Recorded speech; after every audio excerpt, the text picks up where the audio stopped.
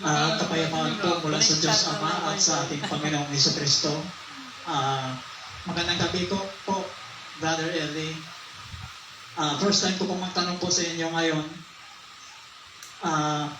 Isa po akong baptist dati. Nani po ako sa Iglesia ng Diyos noong February 2, 2019. Bago pa lang po ako.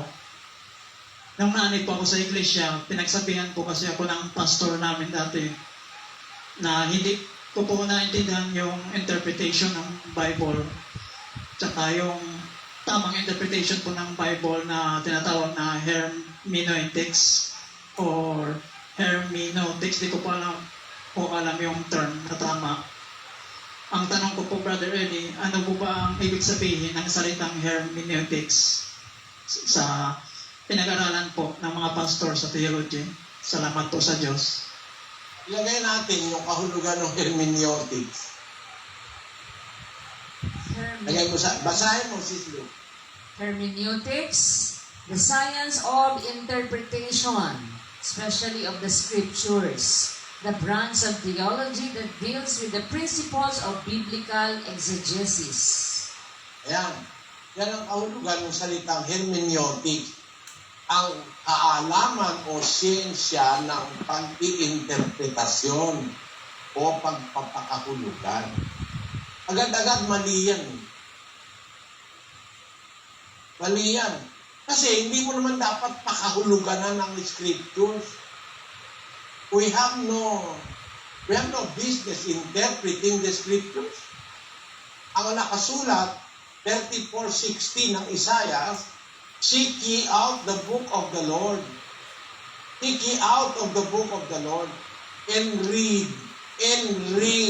Wala nakalagay, and interpret. And read.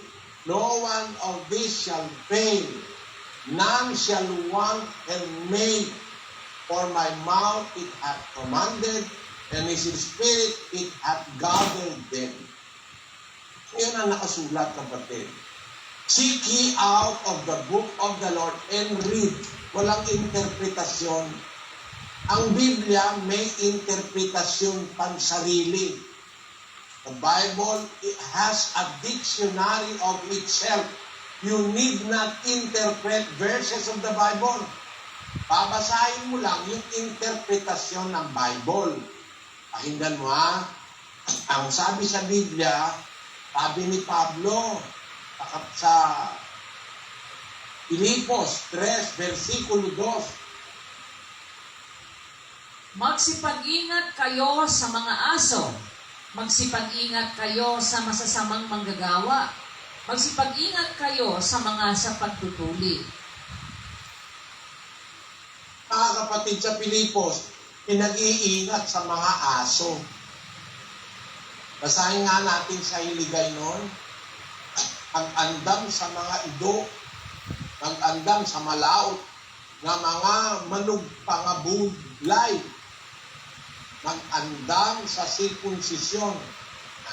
Yung mag-andam, mag-ingat, beware sa English, sa mga ido ba yun? Ido. Sa Bicol, ido. Ewan ko sa kanila kung ano ba yan. Ido, bala kayo. Aso yan. Pag-ingat sa aso. Sinong aso ang pag-iingatan mo, kapatid? Yung aso sa bahay. Basahin natin ang interpretasyon ng Biblia kung sinong aso yung pag-iingatan mo. Basa, 56:11. Oo, ang mga aso ay matatakaw. Sila'y kailanman ay walang kabusugan. At ang mga ito ay mga pastor na hindi na nakakaunawa. O kita mo, pinapaliwanag din ng Biblia, kahulugan ng aso. Mga pastor pala yun na hindi nakakaunawa. Yan ang mga aso. At yung mga aso, ayon sa Biblia, nagpapanggap yan na parang nakadamit tupa. Pero sa loob, aso o lobong maninila. Yung wolves, isang rasa ng aso yan. ang species ng aso. Yang wolves. Ano yan? Masyadong mababangis yung aso na yan. Kumakain niya ng kapwa nila aso. Kaya mag-iingat ka sa aso. Sino nag-interpret? Ang salita ng Diyos. Sinasabi yan ni San Pedro. Sa ikalawang Pedro, ganito ang ating mababasa sa 1:20. Sa English is you. Knowing this first, that no prophecy of the Scripture is of any private interpretation. Anong tama yung hermeneutics mo na yan? Hermeneutics, lintics ka. Mali yan, science of interpretation. Alukuhan, ba't niya apply sa Biblia hermeneutics? The Bible explains itself, not anybody else. Like what the Apostle Peter said, knowing this first, that no prophecy of the Scripture is of any private interpretation. Yung mga kunyari nag-a-attempt na interpret ang Biblia, kaya na kayo, yayabang nyo. Yabang mo. Ako ikaw, nag-aral ng hermeneutics, yabang mo. Eh, lahat ng nakadiskusyon ko, halos lahat nag-aral ng hermeneutics. Ako hindi. Eh, ba't alam ko yung sinasabi ko, anong kahulugan? Eh, kasi nasa Biblia kahulugan. Pero para sabihin mo, kailangan mong mag-aral ng hermeneutics para ka matuto. Eh, ba't si Pedro hindi nag-aral? 4:13 ng hermeneutics. ng gawa. Basahin natin. Nang makita nga nila ang katapangan ni Pedro at ni Juan, at pagkatalastas na sila'y mga taong walang pinag-aralan at mga mangmang, ay nangagtaka sila at nangapagkilala nila na sila'y nangakasama ni Jesus. Kita mo?